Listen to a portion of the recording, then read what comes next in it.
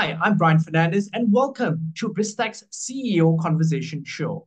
Corporate governance is an area that more and more jurisdictions are putting increased emphasis on, and Malaysia is no different. As part of that journey, company directors need to be more professional and better trained in order to deal with the increased complexities and challenges in business. Now, to bring an expert lens to the conversation, our guest today is Michele Kythe Lim. She's the President and Chief Executive Officer of ICDM. ICDM is an organization dedicated to enhancing corporate governance standards in Malaysia. It provides training, certification, and advisory services to develop high-performing, ethical, and effective directors. Now, Michele will give us insights into ICDM and some key industry trends. Now, to tell us more, Michele, welcome to the show. Thank you, Brian. Thank you. Pleasure to be here. Now, Michele, for a start, could you give us an overview of what ICDM does and its history? Right. Thank you. ICDM stands for the Institute of Corporate Directors Malaysia. What it is the nationally recognized Institute of Directors for the country. You will see that countries around the region and internationally all have their own Institute of Directors. We normally call them IODs for short. You see them all around ASEAN, UK, Australia, for example. Yeah. So we started 6 years ago, almost 6 years ago in 2018. A little bit of a late starter in the region, but better late than never. We were actually part of the Securities Commission kind of three-pronged approach to governance, a part of their strategic objectives then. So the three pillars were actually regulatory discipline, followed by market discipline, and lastly, self-discipline. So we fulfilled that third leg, the self-discipline, i.e. self-discipline within companies and directors themselves. So then that completes that whole loop of the governance ecosystem in the corporate side. Okay.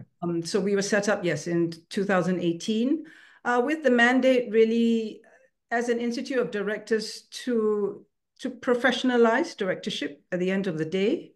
And how we do it is, we also call ourselves the one-stop center for all board and director needs. We provide end-to-end services to improve governance on boards. We are membership-based, but we do reach out to non-members as well. In fact, a majority of our participants are also non-members in a lot of our programs, as well as services. So we're membership-based. Membership itself obviously denotes being aligned to certain standards, whether you're an individual or a corporate. That means you're upholding governance standards. Individuals tend to come to us because they're possibly looking for board seats or to develop themselves, be part of the network. Corporates would join us similarly to be part of a network, but also to subscribe to a lot of our services. Now, the services are obviously programs, and we're not, I have to make this point, we're not a training institute. We're the only nationally recognized Institute of Directors providing end-to-end service and support to help improve governance on corporate boards. So services we provide are programs. They could be public programs that we run, anyone can join, or they could be bespoke programs that we bring to a corporate client. Mm-hmm. We also do board evaluation services. This is something which the Malaysian Code of Corporate Governance has implemented, and that large companies are required to do at least every 3 years, an independent board evaluation service. So that evaluates the effectiveness of a board. We also do board sourcing, i.e. we provide board candidates for boards who are looking for new board talent. We also do coaching and mentoring. We develop, a large part of what we do is to develop and enhance the pool of independent directors out there. Now, you may be aware, in Malaysia at least, we have about 1,000 PLCs, about 5,500 PLC directors itself. Independent directors are required for PLCs, right? And large ones, more than half need to be independent. So we develop independent directors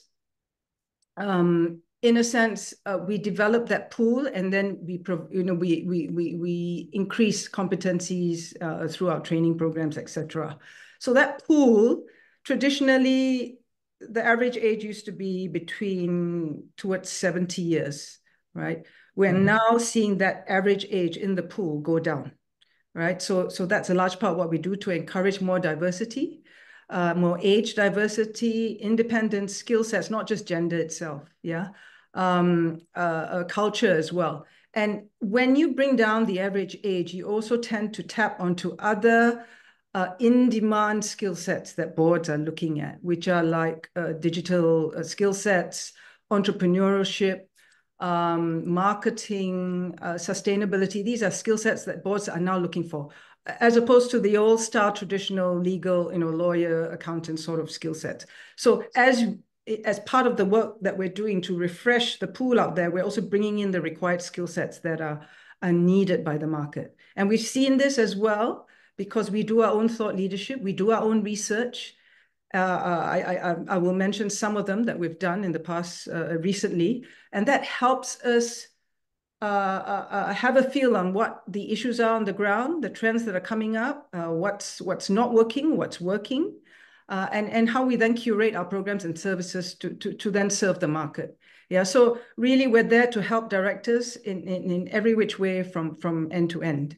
And you can start off by being a member, obviously. Or even if you're not a member, you can subscribe to our services. Now, Michele, I'm going to take your cue in terms of your studies because this is an interesting one you just did. You just released your 2024 ASEAN Board Trends Report and highlighting some key findings about boards. Now, one of the things I want to ask you before you delve deeply into some of those things is, how do Malaysian boards stack up in your findings? Okay, we don't really, when we did the ASEAN, and this is our second report, we do it every 2 years. We actually set up the ASEAN platform in 2021. That was initiated by ICDM, by us. It originally involved about 8 IUDs in the region. Now that's expanded. We actually now call it the ASEAN Plus IUD network because we've got other countries who have been wanting to join us besides ASEAN, UK, India, Kenya, etc., to name a few. So this ASEAN Plus now. When we do the survey every 2 years, we don't actually break down into, how Malaysia fares against the rest of ASEAN, but we get a feel, in ASEAN at least, what are the key issues, what are the key threats facing directors nowadays, right? And for the following years. We tend to do the survey at the end of the year, leading into the following year. So I know that was done end of last year, and we then published the results this year. And you identified 4 key threats, isn't it? Please share with us what were your insights and findings. So, I mean, the outcome, and this year, or this 2024 report, was the first time we actually included senior management as part of the respondents to the survey. Previous year, the first one, we only included board directors. This time we included senior management because we wanted to hear a more, I wouldn't say 360, a slightly more holistic angle and view of the performance of directors in the region. And the 4 key threats that were the outcome of the report are quite telling, really. It shows actually that there's a misalignment between how boards perceive themselves and how the management perceive them. So one of which, the first key threat was having the right leadership and talent in an organization, so at the board level. Right. Secondly, having the diplomacy in managing, now you've got these macro geopolitical uncertainties and having that diplomacy to deal with those sort of things. Thirdly, sustainability and operational strategies. That was the third key threat. And lastly, board and management relationships. So those were the 4 key threats. And I can elaborate further on those, but it was actually quite telling. Boards actually thought themselves they were performing quite well when management actually thought they did not. And so here's, I want to take you up on that point because you alluded to that in terms of what ICDM was doing in Malaysia. bringing in the right skill sets into boards. So Mm-hmm. because of the ever-changing environment, traditional boards, and let's look, and it's across the region, had finance and legal as their core All strengths. that. Mm. And now we really need everything from digital to sustainability. And so when the boards don't have that, management doesn't have guidance. That's right. That's right. It doesn't have oversight, and the board's role is really, it's not to manage, it's to provide oversight, right? Strategic oversight, foresee risks, be an advisor to management, monitor management performance, give them feedback, give them an outside in look, because if you have independent directors, they're obviously not entrenched with the business, right? So therefore, they give you an outside in view as well. So you want all these diverse perspectives. And if you don't have a diverse enough board, you're going to have homogenous sort of thinking, which is not something you want. You're going to lack all the creativeness, that creative abrasion will be missing. You're going to lack, seeing things from outside and what could be impacting your business or industry from the outside. If you think about it, for example, financial services, the threat came from outside the industry, not within the industry. It was a digital threat. And if you look at things now, that is why everyone's looking at all these sort of skill sets. Yeah, and sustainability obviously is big. We went big on that last year as well, and we run the 2 mandatory programs for the PLCs here. And the second mandatory program that we run is purely on sustainability. Yeah. But one of the things that ICDM, I think, has had a big role in Malaysia is greater representation of women in boards. Mm. I think in Malaysia, if you look at the regional landscape, Malaysia actually does far better than a lot more mature markets. Walk us Correct. through some of the initiatives that you've done, and how do the numbers stack up in Malaysia versus the rest of the region? Okay, Malaysia does very well. I think we're probably next after Australia in terms of the highest women representation in leadership positions and on boards. Top 100, we've already surpassed that 30% mark. But bear in mind, 30% is a minimum. A lot of people say, well, why 30%? It's a minimum because there's empirical evidence to show you need that minimum as a critical mass to make an impact on a board in terms of gender. Yeah, but in terms of our work, we look at diversity overall, not just gender.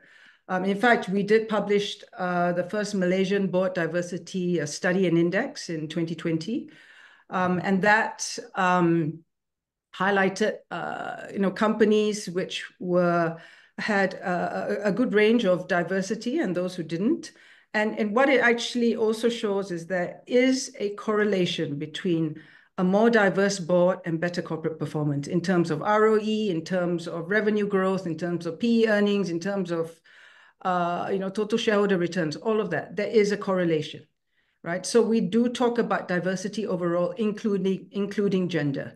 But obviously in Malaysia, we're very fortunate. We're helped by policy as well, government policy. A lot of what we do as well fits in within, those policies, fits in within the Madani framework currently on sustainability, inclusivity, all of that. Gender inclusivity as well, obviously, is part of that. Yeah, but the policy of the 30% has been since, I believe, even 2015. And a part of that is the 30% Club, which is a global movement. It started in the UK. Which talks about the 30% women on board as a business imperative. Yeah, it's not a gender issue, it's a business imperative. And we do house the 30% Club. We do help them, in many of their initiatives as well. So that helps us with the gender focus of our work club. But we like to also look at diversity on the board overall. Yeah, and again, as you said, empirical evidence has shown globally diversity does have a positive correlation with performance, or right. bottom line performance. At the end of the day, that's what shareholders are looking for. At the end of the day, you can tick all the boxes, but at the end of the day, it comes down to numbers. Is this going to impact my numbers? Yes. And it's proven that it does. Yes. Now, going back to your study and those 4 key threats, what are immediate action steps that boards need to take in order to address or mitigate those threats and risks? Okay, so I think if I could put them into about five action points, yeah. Firstly, the board needs to align their agenda and their priorities with management. Why is that important? Because the board provides oversight. End of the day, the management are going to be implementing all your strategies, right? So board, you oversee strategy, management are going to be implementing. If you think about it, the one most important task of a board is to appoint the right CEO, right? And with that, you then cascade down the rest of your senior management and then, the second and third levels below. So it's important that the board has ownership of that and that they have a good relationship with their management. And what we found in the ASEAN Board Trends survey is that management, or shall I say, boards felt that they had a very good grasp of the role, whereas management had a much less positive view of the board in terms of the understanding of their role. Okay. Secondly, management also had a less positive view about whether the boards were sufficiently equipped with the knowledge and experience to take them forward in the next 3 to 5 years because of the evolving landscape that we have in the world today with all, the technological changes, climate change, supply chain issues, technological advances, all of that is impacting boards. And the management are saying, boards, you're not equipped enough to take us forward on that, right? So you need to have a good discussion and a good level of trust with management. Don't micromanage. Provide the right oversight, because micromanagement comes out as an issue as well. And we've seen that, and because we conduct independent board evaluations, as I mentioned, we've seen that come up as an issue as well. And so, Michele, I want to ask you about that because I've heard this time and time again, which is counterintuitive. It shouldn't actually happen. Micromanagement. Is that a Malaysian thing or is it an ASEAN thing across the board? I think it does go beyond Malaysia as well. Yeah. And we can't tell you where where the line is drawn and where you overstep it, because it depends. A lot of times, because we do board evaluations, we do see this. A lot of times, independent directors who were previously executives in another role, in another life, let's say, they come on board as an independent director. They find it very difficult to take off that executive hat and provide that oversight role. They tend to be too operational, tend to deep dive too much, to the point that breaks down that level of trust and with management, because management are thinking, why are you wanting to question me and almost do my job in that sense? Do you not trust me, for example? So that does come up, not just within Malaysia. Okay. And we've found that the gold standard boards, or rather top performing boards, have a very, very high level of trust between board and management. So there are studies to show that. So trust between board and management is very, very important. So that's, if I can go back, that's the first action takeaway, board to work with their management. And really, we find that now we conduct a lot of workshops, in fact, for big companies, strategic workshops between board and management. And that really helps to bridge that divide. And again, I will caveat, when we talk about drawing the line and micromanaging your question, it also depends on the state of the company, right? Obviously, if you're a company in financial distress, in crisis mode, you're under restructuring, etc., the board needs to step in more, obviously. Yes. But when it's not, so therefore the board needs to have that EQ to be able to know where you're overstepping the line, yeah? But this is often driven by the chairman, isn't it? That's such a critical path in terms of how the board conducts itself. Yes, and I'm glad you raised that point, because the chair is a specific skill set, right? It's not a reward for someone, in retirement. It's not a sinecure. It's not designed to be a sinecure. Exactly, who's in a senior position. It's not. There is a role and there's a specific skill set for a chair. We can do this, and that's a talk for another day, but the chair has a specific role and requires a specific skill set, yes. Now, Michele, ICDM is 6 years old. Sorry, Brian, perhaps I'll go back to Sorry, the go back to points. Yeah. your other points. Yeah, so I'll run through quickly. The second point is, I mean, we talked about alignment with management. The second point is that we need to have, I suppose it's related to the first point as well, improve board management relationship. Yeah, work on it. So do your workshops, have your offline engagement sessions with them, interact with them, find out what the issues are, listen. I think one of the major traits that a board, sometimes many board members lack is listening, right? I mean, you would have heard these. Some of the bad traits of boards are, leading people down a rabbit hole, not listening, wanting to say what they want to say. Sometimes they come to a meeting with preconceived, wanting to say what they want to say, but they're not listening. So listen to your management. And that comes out in the ASEAN Board Trends report as well. Thirdly, having a good board architecture and culture. Now, architecture, i.e. composition. So we mentioned diversity earlier on.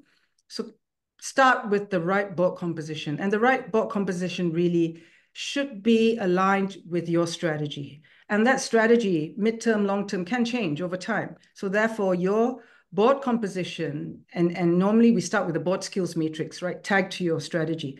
That skills matrix can actually change over time. So a board composition should be agile enough to evolve. Boards need to refresh themselves. I've said this before as well. Sometimes if you can't change mindsets through development, you have to change the people on the board. So boards need to be refreshed as well. Yeah. But we're lucky, we're fortunate with regulation now, overstaying long tenures. We've managed to minimize that to a certain extent.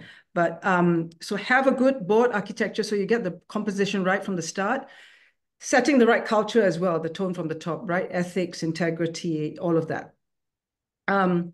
Fourthly, board effectiveness, taking stock, not missing the blind spots. There are lots of blind spots that came out in the survey. Firstly, not reading your management, not listening to your management, not focusing on the skill sets required, not being in touch, not keeping on top of current trends, not especially sustainability and AI, that came out in the survey as well. Things like that. So boards need to have the finger on the pulse and be on top of trends and what is impacting their industries and their companies. And lastly, sustainability. I know that's come out a lot, but that's still coming up as an issue, that boards don't have the required competence to lead and govern in terms of sustainability in the business, right? And we're not just ticking the box here. Yeah, yes, there are reporting requirements, but you need to integrate sustainability in the business. It needs to be internalized. And that takes an effort, and it must be set from the top as well. So these are the 5 key takeaways, I would say, from those 4 key threads. Now, you're 6 years old now. What would you say are some of your key achievements and your impact on corporate Malaysia? I think we see it firstly in our programs. We do differentiate ourselves in terms of our program offerings and our content, as well as the facilitators who deliver the programs. We've seen in the 6 years about over 24,600 participants, over 400 programs, many of whom are not members. So that, I think, speaks for the value of what we bring and the impact. I like to talk about the impact that we make as well. So we do impact the market. They may not all be members, but we do have a great impact as such. Secondly, in terms of board evaluation, we were part of the voice shall I say, insist that there be regular independent board evaluations. And that is now encoded in the Malaysian Code of Corporate Governance, that especially large companies are required to do them every 3 years. And we do work with the SC. Obviously, we work closely with all the regulators and with the SC as well in terms of the narratives coming up in terms of the corporate governance priorities, etc. So we do work with them on that. So board evaluation, we've also seen our board evaluation services grow between 2022 to 2023, because we just released our 2023 annual report. I think that board evaluation services grew by about 40% from the previous year. bespoke services, bespoke programs that we bring to clients grew an astonishing more than 65%, right? Even the number of participants grew by more than 70% compared to the previous year. So you can see that growth, which means there is the value of the brand is growing, right? And we're hitting both members as well as non-members. You may ask why not everyone becomes a member. It depends because, for example, corporate members, a lot of them may not have the budgets, for example, in place. So one thing that we would like to work on as well is to encourage more training budgets, development budgets for corporates so that they're able to then partake in a lot of these activities. Yeah. So board evaluation. Thirdly, board sourcing and board placement. We do that. We place independent board talents on boards. We've seen that service, that advisory service grow exponentially. We've placed, I think, over 70 directors since we started that service, many of whom are women. Obviously, there was a great push to put women on board because of policy in the last 2 years. We've also seen, and I will mention this, the needle shift in terms of placing first-time directors on PLCs. So that speaks for the quality of the candidates. Now, we can vouch. We've got 1,084 in our directors registry. That's just for placement purposes. That's only the directors registry. We can vouch for them. We screen them. We know who they are. And that's the first port of call when we do sourcing. We've placed, we also do what we call an aspiring directors immersion program. That's the fourth thing that in terms of our achievements, that is specifically targeted at, as I said, the aspiring directors out there. So that helps to refresh the pool of independent directors, bring in younger talents, bring down the average age in that pool. That's called ADIP for short, Aspiring Directors Immersion Program. We're on cohort 4 now. Out of that cohort, cohort one participant actually got a PLC seat even before completing the program. Now, the program is about a year to about a year and a half because it covers all the competencies, hard skills, soft skills, mentoring, coaching, all of that, which we do. And we find a lot of candidates now find board seats through mentoring as well. So that's very good. We pair them up with the senior directors. So ADIP has also been a needle mover for us. And we've got 3 out of the cohorts as well that have now been placed and have got board seats. 17 are still undergoing the program. So that was also a little bit of a landmark for us, ADIP. And lastly, if I can mention thought leadership. I think they're not, I don't think there's any other entity that does end-to-end what we do for directors and we put them in 4 buckets really, and that supports our 3 main strategic objectives of being the voice of directors, providing the platform for directors, and improving competency of directors. So we got 4 buckets of services. Advocacy is one of them. And you will see from our researchers, our thought leadership, you've got the ASEAN Board Trend Survey, as we've spoken about. We also launched in October last year the Malaysian Board and Senior Management Remuneration Services Report, a remuneration report. And that also helped us to then see the weaknesses because we got that from disclosure of remuneration practices in companies. And what we find there's some weaknesses, i.e. we need more standardization in terms of how they disclose their remuneration. And why I mention this is because we need to have a baseline, we need to have benchmarks. And when you do, you're able to then attract the right talent in to be directors. It is linked to remuneration. We can't avoid that, you know. So you need to pay commensurate with the responsibility. Now, what we found from the remuneration report, if I can talk about that, is that the median, 78% of directors felt independent directors in Malaysia were paid sufficiently. But guess what the median level was across all industries, yeah? Because we segregate it into industries, and you can check out our report on our website as well. The median across all industries, what do you think it was, Brian? I wouldn't have a clue, actually, because I know financial services plays substantially higher, but there's some that are completely underpaying the board members, and it's a lot of people, you can't attract anyone beyond your friends because you're paying too little. Exactly, exactly. Anyway, the median was about just over 113,000 per year, right? I mean, there are some CEOs whose monthly salary is equivalent to what some independent directors get per year, right? So, if you ask me, there needs to be right sizing in terms of the remuneration for independent directors in Malaysia. They need to be paid more. Considering the onerous elements of the role, the responsibility, the accountability, all of that. Also, more importantly, to attract the right talent to your board. So that is what our thought leadership hopes to bring. And if I could mention about remuneration, in the same industries with the same market cap across the causeway, they're being paid more than twice what our directors are being paid here. So, we need to look at that seriously. So we need to have benchmarks, we need to have baselines, we need to be able to compare so that we can attract the right talent with the right level of remuneration. And this applies for both senior management as well as boards, right? So our thought leadership really helps to drive these sort of discussions on what matters to boards, how we can improve quality of decision-making on boards, the quality of people going into boards, and also what we discuss in terms of our platforms. So thought leadership really plays a huge part of that. And it also goes into how we curate our programs.